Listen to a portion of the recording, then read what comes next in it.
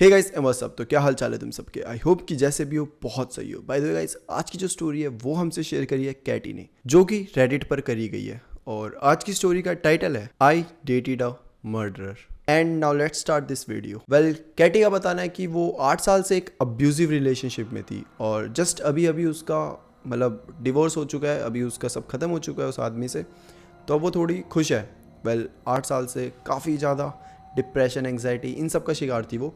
And finally अब वो अपनी ज़िंदगी जीना चाहती है। तो पहले कुछ दिन तो कैटी यहाँ वहाँ घूमने में निकालती है। उसके साथ उसके 2 बच्चे भी है, तो बच्चों के साथ टाइम स्पेंड करना, सब मतलब उनके साथ ट्रैवल करना, यहाँ से वहाँ जाना, चीज़ें देखना, मूवीज़ देखना, सब कुछ वो करती है। एंड ऐसे करते करते कैटी को ऐसा लगता है कि उसे शायद एक इंसान की ज़रूरत है उसकी ज़िंदगी में, जो कि मतलब उसके साथ रहे, उसके साथ मूवीज़ देखे, उसके साथ खाना खाए, उसका मतलब पूछे उससे कि आज का दिन कैसा रहा, वो उससे पूछे कि आप बताओ आपका दिन कैसा रहा। मतलब कोई कन्वर्सेशन करने के लिए कोई तो होना चाहिए। और इसी के लिए कैटी टिंडर इंस्टॉल करती है, जिसमें वो अलग अलग लोगों से मतलब मैच आ जाते हैं कैटी के, तो सबसे बातें कर रही होती है। तो कैटी ने पहले ही काफ़ी क्लियर करके रखा होता है कि उसे कोई रिलेशनशिप नहीं चाहिए, कुछ भी ऐसा सीरियस नहीं चाहिए, बस एक कैजुअल रिलेशनशिप चाहिए जिसमें बस वो घूमे फिरे, मूवीज़ देखे एंड नॉर्मल बातें करे। तो कैटी को बस ऐसा चाहिए था, मोर लाइक अ फ्रेंड।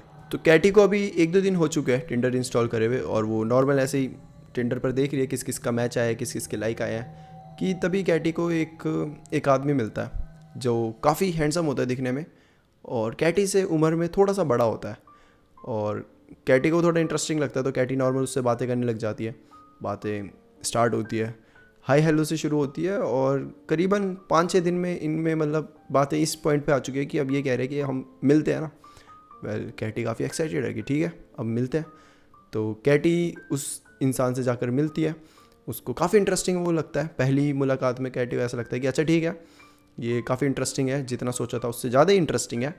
और पहली मुलाकात में वो इंसान इसे अपने लाइफ के बारे में भी काफ़ी चीज़ें बताता है। तो वो जो इंसान होता है वो कैटी को बताता है कि जैसा वो अभी दिख रहा है और जो वो चीज़ें अभी करता है, उससे बहुत ज़्यादा अपोजिट वो बचपन में किया करता था। बचपन में वो मतलब एकदम गैंग वॉर ये सब चीज़ें करता था, ड्रग्स, और वो अरेस्ट भी हो चुका है उस चीज़ के लिए। बट जब वो अरेस्ट होता है, उसके बाद जब वो मतलब बाहर आता है जेल से, तो उसे रियलाइज़ होता है कि वो ऐसे नहीं जी सकता अपनी पूरी ज़िंदगी। और इसीलिए फिर वो डिसाइड करता है कि मैं अपनी पूरी ज़िंदगी चेंज कर दूंगा। और वो एक दिन था और आज का दिन है। अब वो रोज़ जिम जाता है, रोज़ मतलब फिट रहने की कोशिश करता है, वो अपने ऑफिस जाता है, काम करता है। उसके बाद उसके घर पे उसकी एक छोटी सी बेटी है और उसके साथ टाइम स्पेंड करता है। उसका भी एक पास्ट है जो कि मतलब वही डिवोर्स हो चुका है उसका किसी और लड़की के साथ, उसका भी कुछ खास चल नहीं रहा था। तो मतलब कैटी ना इस सब से बहुत ज़्यादा रिलेट कर पाती है कि दोनों का डिवोर्स हुआ होता है, दोनों के बेटे हैं, और दोनों का ही पास्ट कुछ अच्छा था नहीं, जो कि दोनों ने ओवरकम कर लिया है। तो कैटी की मतलब पहली बार में ही इससे बहुत अच्छी वाइब मैच हो जाती है। तो अब क्या होता है कि 3 महीने तक कैटी और वो साथ रहते हैं इन द सेंस कि हमेशा साथ मूवी देखने जाएंगे, खाना खाएंगे और घूमने जाएंगे। ये सब मतलब जितने भी फन एक्टिविटीज़ होती थी कैटी हमेशा इस इंसान के साथ करती थी। तो अब क्या होता है, धीरे धीरे ना कैटी अब थोड़ा सा परेशान होने लग जाती है, क्योंकि कैटी अपना सारा फ्री टाइम इस इंसान को नहीं दे सकती। उसके बच्चे भी है और उसकी खुद की भी एक लाइफ है, जो कि मतलब वो चाहती है कि थोड़ी पर्सनल रहे, मैं भी अपना पर्सनल टाइम अपने लिए यूज़ करूँ। बट ऐसा हो नहीं पा रहा। जब भी वो फ्री टाइम होता था, उस जो इंसान था वो चाहता था कि कैटी बस उसके साथ ही रहे। Let's just name him Jack. मतलब कैटी ने कोई नेम डिस्क्लोज़ नहीं करा, तो जो वो इंसान है उसका नाम हम जैक रख देते हैं। तो जैक को चाहिए था कि कैटी हमेशा उसके साथ रहे, और कैटी को ये पसंद नहीं आ रहा था। तो एक बार क्या होता है, कैटी उसको मना कर देती है कि नहीं मैं देख अभी नहीं आ सकती, और मेरी भी थोड़ी पर्सनल लाइफ है, तो मैं हर टाइम भी नहीं आ सकती। जैसे ही कैटी मना करती है, जैक एकदम गुस्सा हो जाता है। लाइक गुस्सा भी नहीं, बहुत ज़्यादा एंग्री हो जाता है। उसने चीज़ें यहाँ वहाँ फेंक दिया, इतना एंग्री सिर्फ मना करने पर। कैटी के लिए ये एक बहुत बड़ा रेड फ्लैग होता है, क्योंकि इससे पहले भी वो एक 8 साल के ऐसे रिलेशनशिप में रही है जहाँ पे जो उसका पार्टनर था वो बहुत अब्यूसिव था, बहुत मतलब उसे एंगर इशू थे। तो ये एक बहुत बड़ा रेड फ्लैग होता है कैटी के लिए, और कैटी इस चीज़ को एड्रेस करती है।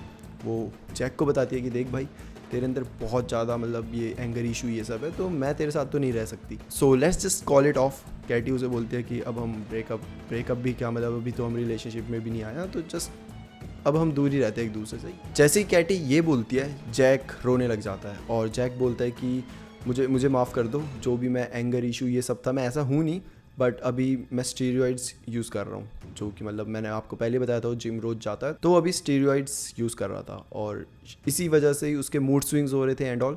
तो जैक यही बोलता है कि मैं ये सब यूज़ करना बंद कर दूंगा क्योंकि मेरे लिए सबसे ज़्यादा इंपॉर्टेंट तुम हो और लाइक मैं बस तुम्हारे साथ रहना चाहता हूँ और मैं उस चीज़ के लिए हर गलत चीज़ छोड़ दूंगा और बस मुझे एक चांस दो। वेल कैटी ये सुनती है तो कैटी बोलती है फ़ाइन, अगर ऐसी चीज़ है और तुम ये सब चीज़ें त्यागने के लिए छोड़ने के लिए तैयार हो तो I can give you a chance but only on one condition.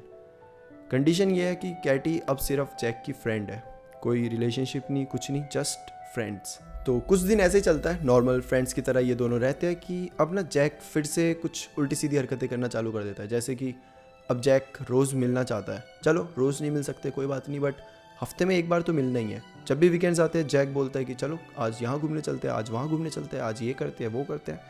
Katie को अब ये चीज़ें पसंद नहीं आ रही होती क्योंकि कैटी के लिए जैक अब एक नॉर्मल दोस्त है, उससे ज़्यादा कुछ नहीं है। तो कैटी उसे एड्रेस भी करती है चीज़ कि देख यार तू मेरे लिए एक सिर्फ फ्रेंड है और फ्रेंड की तरह रहते हैं ना, रोज़ क्यों मिलना है, रोज़ क्यों बातें करनी है, रहने दे ना, नॉर्मल मिलते हैं, जब ऐसा बनेगा प्लान तो मिल लेंगे। जैक को थोड़ा बुरा लगता है ये सुनकर, बट कैटी अपनी तरफ से पूरी मतलब श्योर है। वेल जैक सामने से काफ़ी रिक्वेस्ट करता है कैटी से कि हो सके तो मुझे एक चांस प्लीज़ दे दो, हम पहले जैसे घूमा करेंगे, कितना अच्छा होता था पहले के टाइम। ये सब किसी भी एंगल से कैटी इतनी ज़्यादा इंटरेस्टिंग नहीं लग रही जैक के लिए, तो कैटी बहुत क्लियरली बोल देती है कि देख अब हम सिर्फ दोस्ती रहेंगे, ठीक है। तो कैटी काफ़ी क्लियरली जैक को समझा देती है कि मेरे लिए अब तू एक सिर्फ दोस्त है, उससे ज़्यादा कुछ नहीं, तो प्लीज़ इससे ज़्यादा एक्सपेक्ट मत कर। वेल इतना सब समझाने के बाद भी जैक में कुछ चेंजेस नहीं आते। इनफैक्ट चेंजेस छोड़ो, वो तो और ज़्यादा मतलब चीज़ें करने लग गया था। जैसे कि रोज़ कैटी को कॉल कर देना रैंडमली, किसी भी मतलब कोई मतलब नहीं है कॉल करने का, कुछ टॉपिक नहीं है, बस ऐसे ही बात करनी है तो कर दिया। हर बार पूछना कि खाली हो, आ जाऊँ, मैं आ जाऊँ क्या घर के नीचे, मिलते हैं, चलते हैं कहीं घूमने चलते हैं बढ़िया से, है ना। कैटी हर बार उसे समझाती थी कि देख यार दोस्त ऐसे नहीं होते, ट्राई टू अंडरस्टैंड, दोस्त की तरह बिहेव कर प्लीज़। वेल अब तो ज़्यादा हद होने लग गई थी। जैक पूछने लग जाता था कैटी से कि आज किसके साथ घूम रही थी, अच्छा मुझे फ़ोटो तो दिखाओ यार अपनी जरा, किसके साथ घूम रही थी। वेल जैसे ये बोलता था जैक कैटी उसे फिर समझा देती यार मैं किसी के भी साथ घूम सकती हूँ, मेरी मर्ज़ी, तो तू मतलब ऐसे इंटरफेयर मत कर। तब भी जैक यही बोलता था नहीं नहीं यार मेरे को बस जानना था कि यार मतलब तू किसके साथ घूम रही है, कौन तेरे दोस्त है, I just want to know you. Well Katy को ये सब चीज़ें अब बहुत ज़्यादा मतलब ख़राब लगने लग गई थी और इसी वजह से कैटी ने अब जैक को अवॉइड करना चालू कर दिया था, उससे कोई बात ही नहीं करती थी। एंड फास्ट फॉरवर्ड अब 6 मंथ्स हो जाते हैं, 6 महीने हो गए कैटी और जैक में कोई बात नहीं हुई, कुछ नहीं। कैटी भूल भी चुकी है कि ऐसा कोई था, शायद जैक भी ये सब भूल गया हो। तो अब एक रात होती है जब कैटी का जो यंगेस्ट सन है वो सो गया होता है और जो ओल्डेस्ट सन है वो ऐसे बाहर खेल रहा होता है और कैटी इस टाइम बाहर होती है अपने दोस्तों के साथ, ऑफिस के फ्रेंड्स के साथ नॉर्मल पार्टी वार्टी कर रही होती है। वो टाइम देखती है 10 बज गए होते हैं, तो कैटी बोलती है अच्छा ठीक है 10 बज गए यार, मेरे दोनों बच्चे अब मतलब अकेले हैं तो मेरे को चलना चाहिए। और कैटी ये बोलकर अपने अपार्टमेंट में आ जाती है। अपार्टमेंट में आती है, वो देखती है उसके दोनों बच्चे सो रहे होते हैं तो वो साथ में जाके उनके साथ सो जाती है। अब कैटी नॉर्मली ऐसे सोई हुई है कि उसको लगता है कि कोई तो उसके रूम में एंटर कर रहा है और जस्ट उसके ऐसे ऊपर आके मतलब ऐसे बैठ गया है और कैटी ऐसे नींद में ही है, उसे फील हो रही है थोड़ी सी। तो वो सोच रही है कि मतलब मारियो जो कि उसके छोटे बच्चे का नाम है, वो इस टाइम यहाँ क्यों बैठेगा, वो नॉर्मल सो क्यों नहीं रहा। कैटी ऐसा सोच ही रही है और वो ऐसे साइड की तरफ ऐसे देखती है। कैटी देखती है कि मारियो जो कि उसका छोटा बच्चा होता है वो तो साइड में सोया हुआ है। ये देख के कैटी डर जाती है कि अगर मारियो यहाँ सोया हुआ है तो ये जो ऊपर बैठा हुआ है ये कौन है। वेल कैटी एकदम झटके से ऐसे मुड़ती है ऊपर और ऐसे देखती है और वो देखती है कि वो कोई और नहीं बल्कि जैक था। जैसे ही कैटी जैक को देखती है वो एकदम डर जाती है और बोलती है तुम यहाँ क्या कर रहे हो इस टाइम पर। कैटी को जैक ऐसे शांत कराता है और बोलता है धीरे बोलो, और बोलता है कि मुझे कुछ नहीं करना, मैं तुम्हें डराना नहीं चाहता, I just want to talk to you. Well Katy ये सुनकर बोलती है अगर तुम्हें मुझसे बात करनी है तो तुम मुझे कॉल कर सकते हो, तुम मुझे मैसेज कर सकते हो, बट ये नहीं कर सकते, तुम यहाँ क्या कर रहे हो एकदम से, वो भी इस टाइम पर।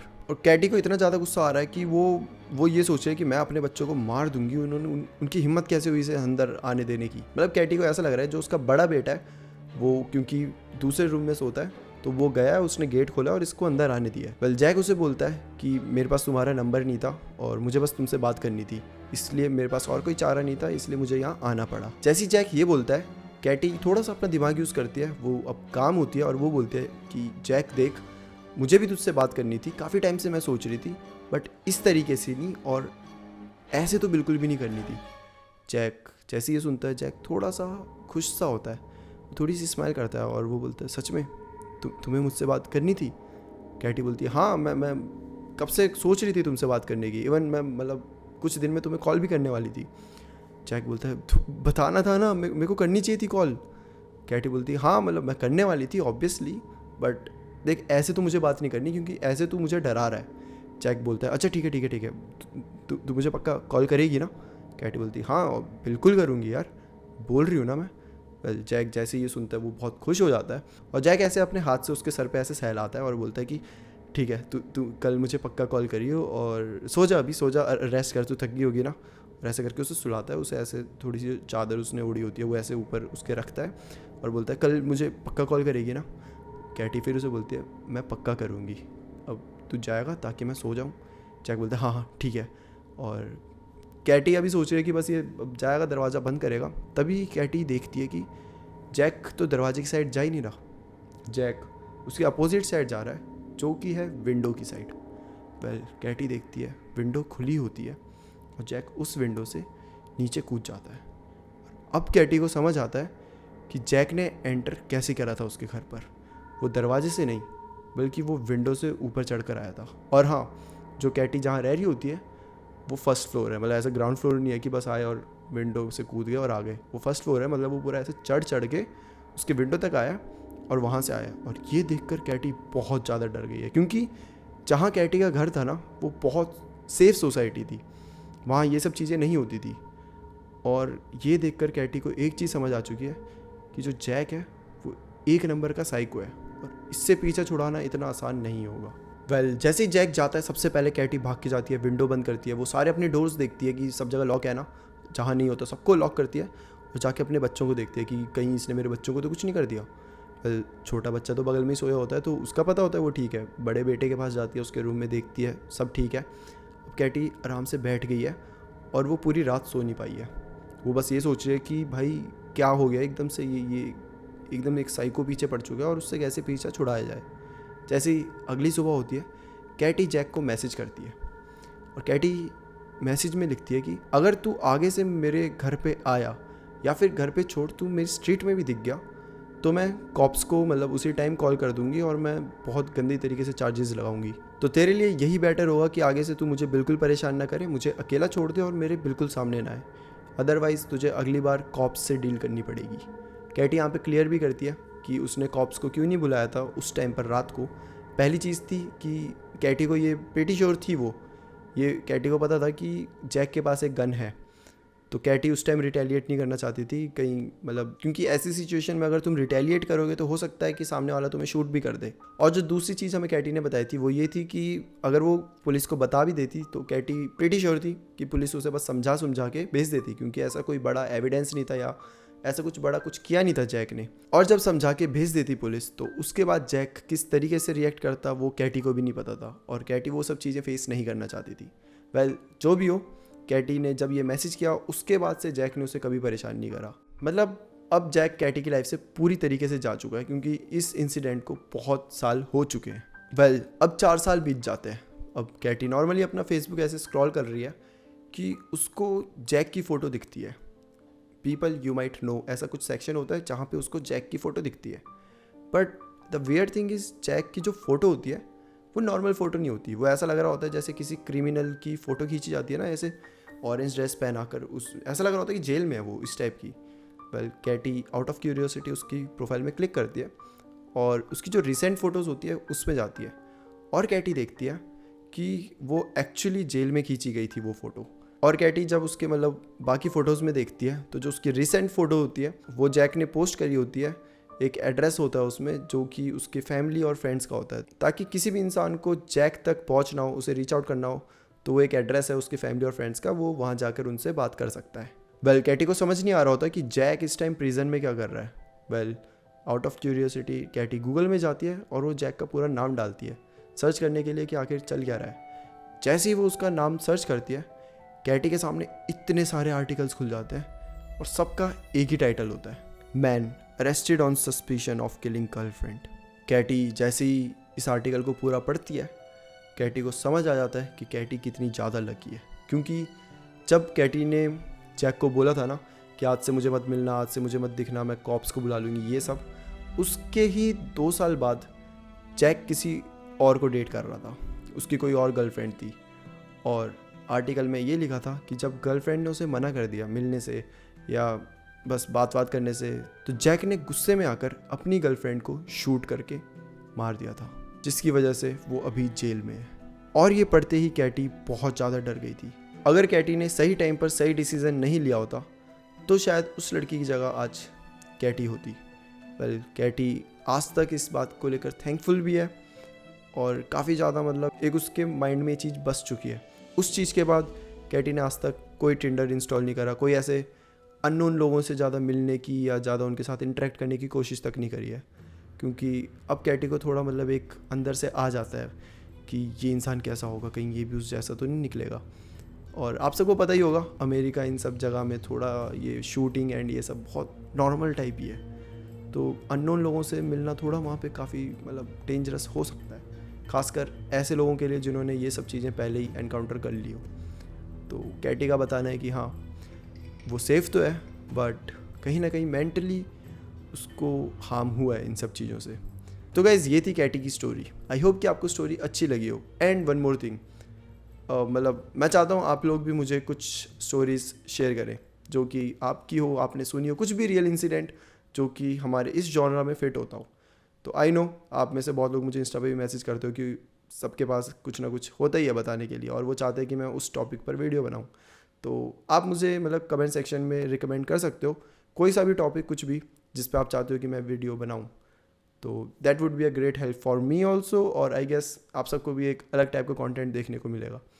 तो that's it for today guys, फिर मिलते हैं हम किसी और टॉपिक के साथ। तब तक के लिए bye bye and take care. And once more, कोई सा भी कंटेंट अगर आपको चाहिए, कोई सी भी स्टोरी आपको चाहिए, तो आप वो सारी चीज़ें कमेंट सेक्शन में बता सकते हो।